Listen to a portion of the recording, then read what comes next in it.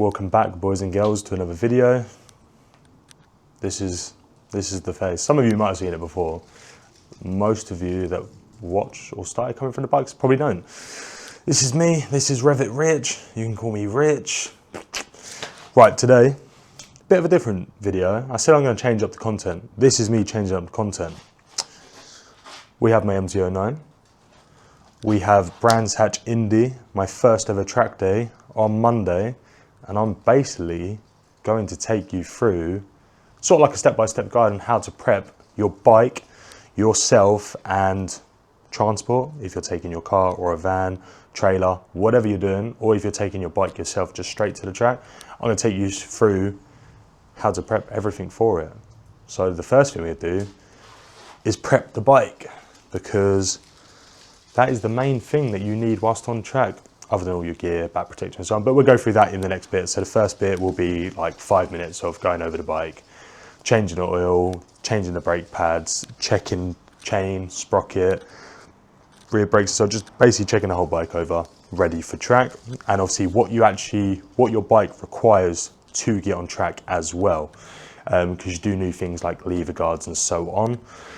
So I'm going to take you all through that. So first thing you do is get the bike on a paddock stand. It is currently on a paddock stand at the back there. I'll bring the camera into a different area in a second and we'll start draining oil.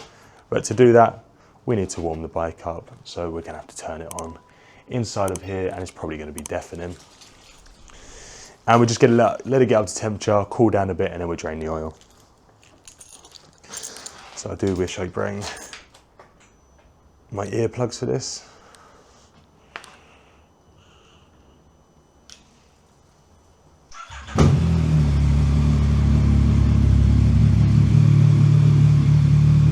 So I will come back if you can hear me in like 5 minutes. Right guys, so warm the bike up, 2-3 minutes is more than enough. You do not need to get it up to like 81 degrees or whatever, operating temperature. Just a slight idle will do for 2 to 3 minutes. Let it cool down a little bit, you don't want to burn yourself. Pair of gloves. And then your socket or Allen key. Some bikes have Allen key sump bolts. We have a 17mm socket on the 09.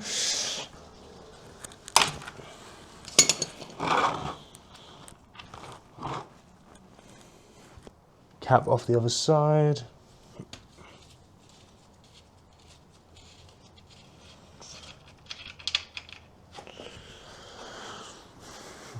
Just helps it drain a bit quicker because air's getting in, pushing down, pushing out the bottom. And I'll take off the oil filter as well whilst we're here. So some of you might be wondering why I'm doing an oil change. I've only just put brand new oil in it. Rather be safe than sorry. So I'm just going to change the oil. I mean, you should change your oil regularly anyway. I'm going to start changing this every 2,000 miles or before a track day. Probably before and after a track day, because when you're on track, you're going to abuse the bike a lot more, so the oil's going to get ran through a bit quicker. Right guys, so whilst the oil is draining, we're going to prep the oil itself. I was going to get Yamaha, but it's quite expensive and it takes a while to come because you have to order it or go to store, and I couldn't be asked. So I just got some Castro Edge, which my local Alfred's does, and I can get it.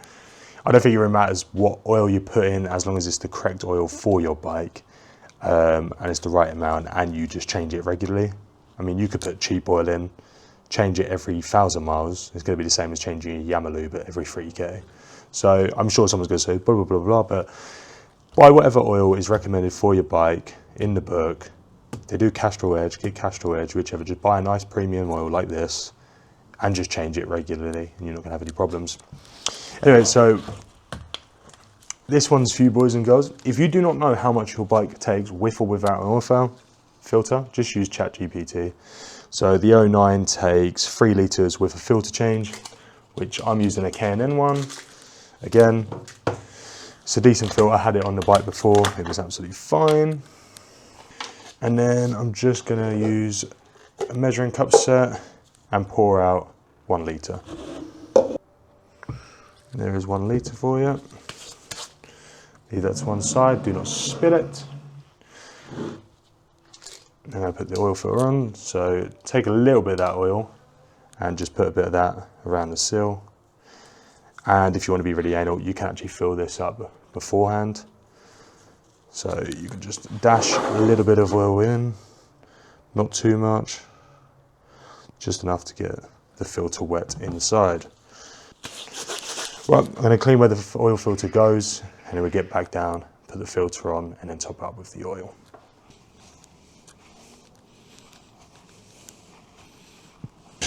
New crush washer. And then you want to torque that to spec. So do it up hand type. For the N9, they're saying it's 17 Newton meters. Yeah, 17, give it another little tug just to make sure. Go, and the bottom one is, that's 43 Newton meters. There you go. We'll go to the other side, and now we'll fill her up. Right guys, so I'm not going to pour the full 3 litres in yet. I'm going to leave like maybe 100 ml left, just so I can put the bike down, warm it up, and then check it once it's warmed up a little bit and it's got into all the parts of the engine. Right, so I'll leave the rest till afterwards. Let's drain all the way down. Put the oil fill bolt back on, and then what I'm going to do is start the bike. I'll do that bit off camera, let it warm up, and then dump the rest of the oil in. Right guys, so the oil all good. It's at the top line, no leaking. I didn't even have to put in the extra little bit of oil, so that's absolutely fine. I'll keep an eye on it. I'll ride it in today and then see what the oil looks like before my actual track day, which is in 2 days' time. Now we're going to change the brake pads. You don't need the rear as much, because when you're going that fast, you're going to press the front brakes, you're not going to press the back brakes, you're going to end up skidding out. So we're going to change the fronts. I think my back is okay anyway. If I check it today and it doesn't need replacing, I'll replace it after the track day. But we're going to change the fronts. We got some 634 RST pads from 𝗦𝗫liche Motorsport. They are in London, Easton. These are good road and race pads.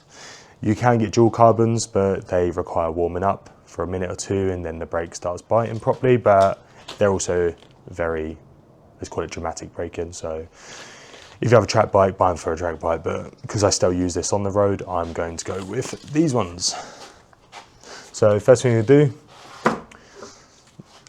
take the caliper bolts off, pull the caliper out to the side, remove the pads, clean inside, and then put the new pads in.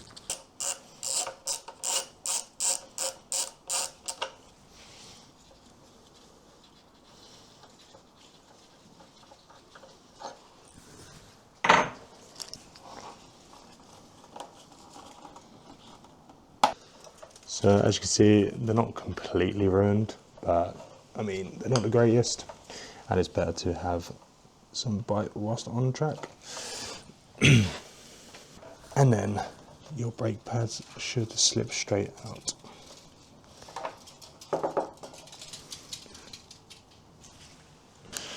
So, like I said, just going to clean the inside of the pad, of the caliper, just so the pistons don't get stuck and full of grime.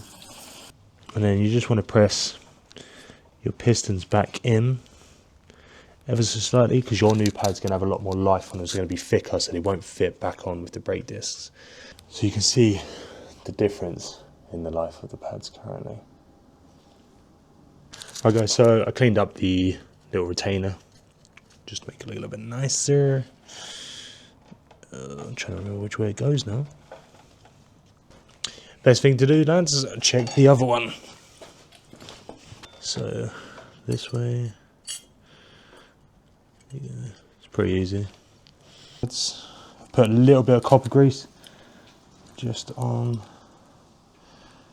the faces, not too much, and make sure you don't get any on the actual pads themselves. Now, all we need to do is space them out ever so slightly so we can get them back on the caliper. Back on the brake disc, sorry, get the caliber back on. And then torque those up to spec. I believe they're 25 millimeters. There you go, all done. And I shall do the other side off camera. Right guys, so brakes are all good. Nice and tight now. Obviously I will go like run them in later on tonight or tomorrow morning. Oil's good. Coolant, so top up your coolant, make sure it's clean, nothing dirty, nothing mixed in with it as well. So I'll like do that in a second. Check over the rest of the bike as well. So check your tires, check your chains, sprocket, rear sprocket. Just check everything that could go wrong on a day. Just check that today, or like prior to the actual track day itself. If you need to change them, change them. I'd advise it. Your bike's going to be pushed to its limits whilst it's on the track.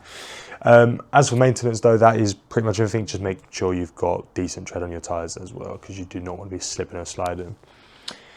Next things you need to do, there's requirements for track. So one of them is decibel readings. I believe mine needs to be 105 max, like static, or 92 on a drive-by or ride-by. So I'm going to install my baffle. I've still got my original 𝗦𝗫𝗶𝗹𝗁 one, or 𝗦𝗫𝗶𝗶𝗁, however you want to pronounce it. Make sure you've got a screw if you put it in. You do not want it getting shot off track whilst riding. So I shall install that. And you also need a lever guard. You do not need both, you just need the front right, so the brake.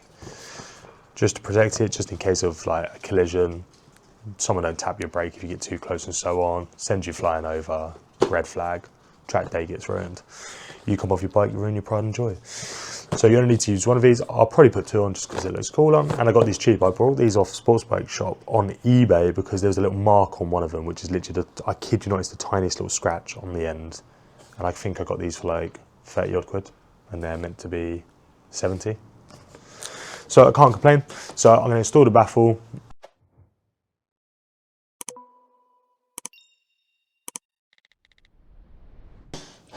Right guys, another thing you need obviously is the lever guard on track. So like I said to you guys earlier, I've got the Oxford one.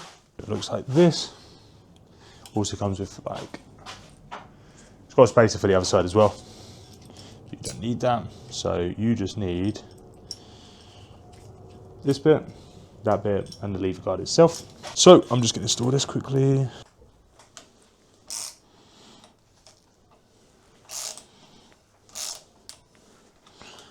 Alright, so that's nice and tight. Obviously, as you can see, still a bit wonky, but there is adjustment screws here, here, and at the front, so you can slide this out, out, and obviously tighten this up to hold it in place. So there you go, looks like that. And that just stops anyone from crashing into this, putting your brake on, and you flying off. Right guys, so that is pretty much it that you need to do to the bike. Obviously, I'm going to take off all my little saddle bags, my license plate, my pillion pegs, or in this case, I've got a 360 cam here. So I'm going to take those off. And little things like wing mirrors, you should probably tape them up or just remove them if you can. And obviously then camera mounting positions. Let me show you where I've mounted mine. Right guys, so I've got one camera mount here, as you can see, tethered to the bars. A little bit of cable ties just so if it does fall, it can only really swing into here. And then same on the back here. Tethered it round. Use the old trusty flip and dip. Oh, they're a bit loose. Probably cable tie those up just so they don't fall. But that's how she's looking. Everything's off now. Pillion pegs off. Give it a little clean. There we go. So it's all good to go for Monday. Next part, well, yeah, it's really dark now, I actually start pouring down. But the next part of the video is clothing. So I should do that tomorrow, which is Sunday. So I should do that, well, I'll click my fingers and it'll be me trying on, well, showing you what you need to wear for track. Right guys, so this is now the clothing essentials or gear essentials that you will need to wear on your track day. You will need a full length, a full CE approved leather suit.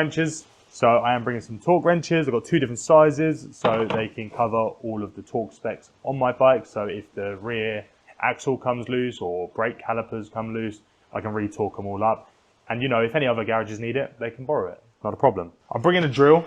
I know it sounds really silly, but I always have problems with my throttle where it's been lined up because I changed the bars again. So if I need to re-drill a hole to make it tight, because right now it's a bit stiff, and it's pulling on the cables, I can change that whilst I'm there, sweep up the shavings, put them in the bin. Done. Gloves, microfiber cloths, towel.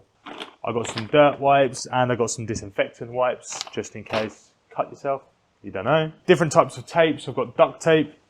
I've got wiring harness tape, and I've got PTFE tape. Cable ties.